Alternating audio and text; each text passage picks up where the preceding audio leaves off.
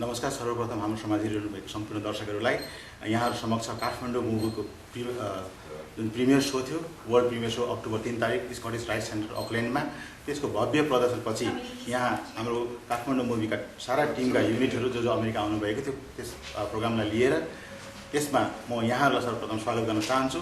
त्यसमा हुनुहुन्छ आकाश अधिकारीज्यू, producer, director. Akash ji, भर्खरै काठमाडौँ मुभीको वर्ल्ड प्रिमियर सो ओकल्यान्डमा सम्पन्न भएको छ र यो ओकल्यान्डमा जुन सुटिङ भएको मुभी छ त्यसलाई हेरेर दर्शकहरूले केही प्रतिक्रियाहरू जनाइरहेका छन् र यसमा केही टेक्निकल डिफिकल्टिजहरू आएको कुरा तपाईँले जनाउनु भएको थियो र यो के भयो? सम्पूर्ण दर्शकहरूलाई म आकाश अधिकारीको नमस्कार र कम्प्लिट हाम्रो टिमको तर्फबाट जुन एउटा हाम्रो दसैँको लगतै त्यहाँ चाहिँ नि पिक्चर सो गर्ने भन्ने एउटा हाम्रो नवीनजीको र मेरो जुन प्लान थियो, एउटा सल्लाह थियो, त्यो अनुसारले आजभन्दा 1.5-2 महिना अगाडि जब म यहाँ सुटिङको लागि आएको थिएँ सान फ्रान्सिस्को, त्यतिखेर चाहिँ हामीले हल बुक गरिसकेका थियौँ। त्यसपछि सम्पूर्ण बे एरियामा रहनुहुने सम्पूर्ण दर्शकहरूलाई हामीले मेलको मार्फतबाट, टेलिफोनबाट र विभिन्न प्रोग्रामहरूमा गएर जानकारी दिइसकेका थियौँ कि हामीले 3 तारिक अक्टोबर 3मा स्कटिस राइट्स सेन्टरमा प्रिमियर गर्दैछौँ भनेर। त्यो अनुसारले हामी त्यहाँ गएर जुन पिक्चरको सुटिङ पश्चातको जुन पोस्ट प्रोडक्सन थियो त्यसलाई के हुन्छ भने जस्तै स्क्रिप्ट लेख्नलाई टाइम लाग्छ भने सुटिङको लागि, तर त्योभन्दा पनि अझ टाइम फाइनल प्रडक्ट निकाल्नको लागि पोस्ट प्रोडक्सनमा लाग्छ। त्यसको लागि हामीलाई अलिकति समय एकदम सर्ट भयो र नवीनजीको र मेरो कुरा पनि भइरहेको थियो कि हामी सर्ट टाइम छ, अब के गर्ने, कि हामीले त्यहाँ गएर प्रदर्शन गर्न सक्छ कि सक्दैनौँ, किनकि प्रडक्ट रेडी भइसकेको छैन अझै। तर पनि हामीले के सोच्यौँ भने स्कटिस राइट्स सेन्टरबाट पनि हामीले त्यो डेटलाई एक्सटेन्सन गर्न गाह्रो पऱ्यो। त्यसपछि फेरि सम्पूर्ण जति पनि यहाँ रहनुभएको नेपाली दाजुभाइहरू सबैलाई जानकारी छ कि 3 तारिक हुँदैछ। उहाँहरूले आफ्नो डेटहरू, आफ्नो टाइमहरू, सेड्युल, स्केड्युलहरू मिलाइसक्नु भएको थियो प्रोग्राम हेर्नको लागि। त्यसले गर्दा पनि हामीले चेन्ज गर्न चाहेनौँ। बरु आफ्नै हो, यसलाई चाहिँ नि बरु अलिकति र भए पनि पिक्चर सो गरौँ भन्ने नै विचारले हामीले पिक्चर चाहिँ सो गरेको हो। मेजर पोइन्ट चाहिँ त्यो हो र जुन किसिमले हामीले सोचेका थियौँ त्यो दर्शकहरू उपस्थित भइदिनु भयो र उहाँहरूले पिक्चर हेरेर आनन्द पनि लिनुभयो।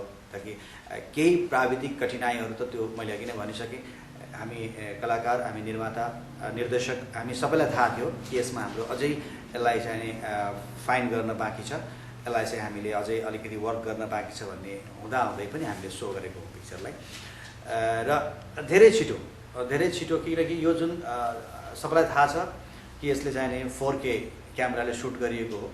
जुनको हुनुपर्ने रेजुलेसन, जुन हुनुपर्ने पिक्चर क्वालिटी, त्यो चिज त्यहाँ थिएन। किनकि हामीले पिक्चरलाई मैले कम्प्लिट हार्ड डिस्कमा पिक्चर बोकेर आउनुपर्ने, त्यहाँ समयको सर्टको कारणले मेरो फ्लाइटको टाइम भइसकेको थियो। म रेश मरेठा, संयुक्ताजी, हामी प्राप्ति, हामी त्यहाँबाट उडिसकेका थियौँ र पछि सर्भरमा अपलोड गरेर त्यहाँबाट हामीले डाउनलोड गरेको। अहिले सबैलाई टेक्निकल वर्ड सबैलाई थाहा छ। मात्र 700 MB को फाइल लिएर आएर हामीले पिक्चर देखाएका हौँ। त्यसले गर्दाखेरि सबैले सोच्न सक्नुहुन्छ त्यति फाइलले कस्तो क्वालिटी आउँछ भनेर। जुन एउटा रेडको जुन क्वालिटी छ त्यो डेफिनेटली पिक्चरमा छ, तर हामीले लिएर आउन नसकेको मात्रै हो। त्यसले गर्दाखेरि तपाईँहरूलाई नेक्स्ट टाइम म प्रमिस गर्छु एउटा डिरेक्टरको तर्फबाट कि योभन्दा बेटर जुन रेडको एक्चुअल पिक्चर हो त्यो हेर्न बाँकी छ, त्यो लिएर म अवश्य आउँछु सान फ्रान्सिस्कोमा फेरि। कि जतिले पहिला टिकट काटिसक्नु भएको छ उहाँहरूको लागि फ्री, र जो नयाँ आउन चाहनुहुन्छ उहाँहरूलाई पनि एउटा सरल तरिकाले जोस् काठमाडौँ फिल्म हामीले सिनेमा हलमै हामी सो गर्छौँ, डेफिनेटली सो गर्छौँ। धन्यवाद आकाशजी। जे जस्तै भए पनि एउटा इतिहास रचिएको छ। अमेरिकामा आएर नेपाली चलचित्रको एउटा वर्ल्ड प्रिमियर सो गर्न पाएका छौँ र यो नै एउटा ठुलो इतिहासको कुरो हो र यसमा के प्राविधिक कठिनाइहरू त आउँछै आउँछ र त्यसलाई सुधार्ने जुन वचनबद्धता दिनुभएको छ र आशा गरौँ चाँडोभन्दा चाँडो यस फिल्मले कम्प्लिट एडिटिङ भइसकेपछि यहाँ बे एरियाको नेपाली समुदायले यस फिल्मलाई हेर्न पाउन्। मेरो दोस्रो प्रश्न नवीनजीलाई छ।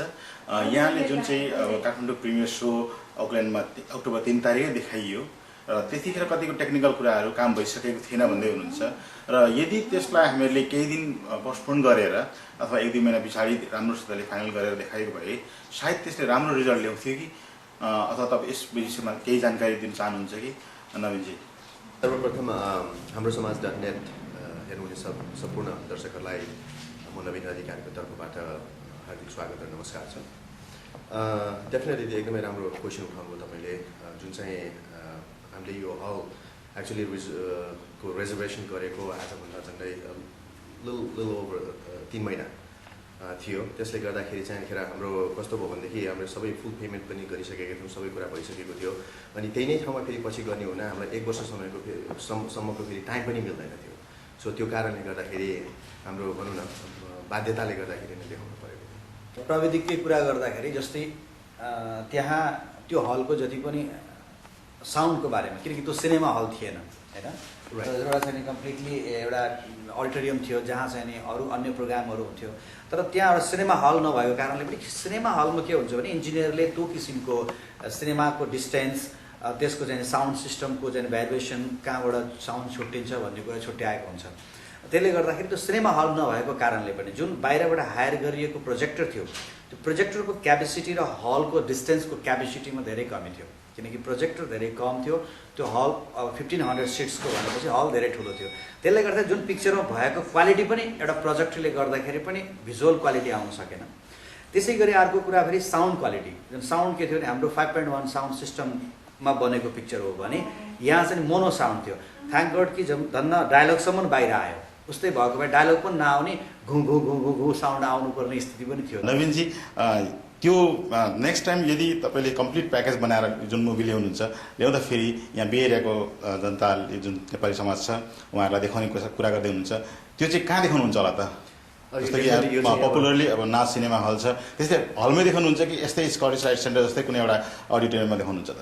It's a live and learn भन्ने एउटा जुन पनि एउटा ऊ छ नि, हामीले एउटा कस्तो भने एक्सपिरियन्स ऊ गऱ्यौँ है। डेफिनेटली हामी त्यो स्कटिस राइट सेन्टरमा गर्दैनौँ। जुन पनि अब भनौँ न 1.5 महिना 2 महिनामा हुन्छ हाम्रो अर्को सो, अब प्रिमियर त होइन, अब जस्तो रेगुलर सो, त्यो चाहिँ हामी डेफिनेटली सिनेमा हलमा गर्छौँ। कि स्कटिस राइट सेन्टरको जुन हल छ त्यसमा मुभी देखाउनु त्यति राम्रो हुँदैन भन्ने कुरो प्रशान्त तामाङको सोले पनि प्रुभ गरेको थियो कि प्रशान्त तामाङले त्यो गीत गाउँदाखेरि पनि त्यति राम्रो क्वालिटी आएको थिएन।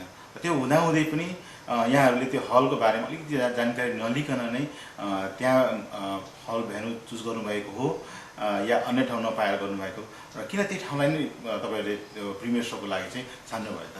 जबकि त्यहाँ तपाईँले भन्नुभएको छ मोनो साउन्ड छ र त्यसले एकदमै जुन क्वालिटीको मुभी देखाउनु पर्थ्यो त्यो आएन भन्दै हुनुहुन्छ होइन। त्यस्तो हुँदाहुँदै के यहाँहरूले पहिला त्यसको बारेमा अलिकति अध्ययन गर्नुभएको थिएन होला त? त्यो कुरो मान्छौँ। र प्रशान्त तामाङको सोको बारेमा मैले हल्का सुनेको थिएँ, केही पत्र पत्रिका मैले पढ्ने मौका पनि पाएको थिएँ कि त्यो रिभ्युजहरू पढ्दाखेरि के थियो भने प्रशान्त तामाङ यही स्वरमा इन्डियन आइडल भएको हो त भन्ने रिभ्युजहरू पनि भेटिएको थियो। तर प्रशान्त तामाङको स्वरमा कमी थिएन कि त्यो हलको साउन्ड सिस्टममा कमी रहेछ भन्ने कुरा अहिले रियलाइज गऱ्यौँ हामीले। किन त्यतिखेर हो प्रशान्त तामाङ साँच्चै नै एउटा टप उसमा क्वालिटी भएर न ऊ इन्डियन आइडल बन्न सके हो प्रशान्तजी भने त्यही प्रब्लम अहिले हामीले पनि फेस गऱ्यौँ, किनकि साउन्ड र भिजुअलको प्रब्लम फेस गऱ्यौँ। हामीले के भयो भने हामीलाई के विश्वास दिलाइदियो हलले भने यहाँ पर्फेक्ट यो हलमा साउन्ड सिस्टम र भिजुअल सिस्टम दिने व्यक्ति हामीसँग छ, हाम्रो कन्ट्याक्टमा छ, उसले दिन्छ, तपाईँहरू चिन्ता गर्नु पर्दैन भन्ने कुरा जुन हामीलाई हलले दिएको थियो। सायद त्यो व्यक्ति राइट पर्सन परेन कि आई डोन्ट नो।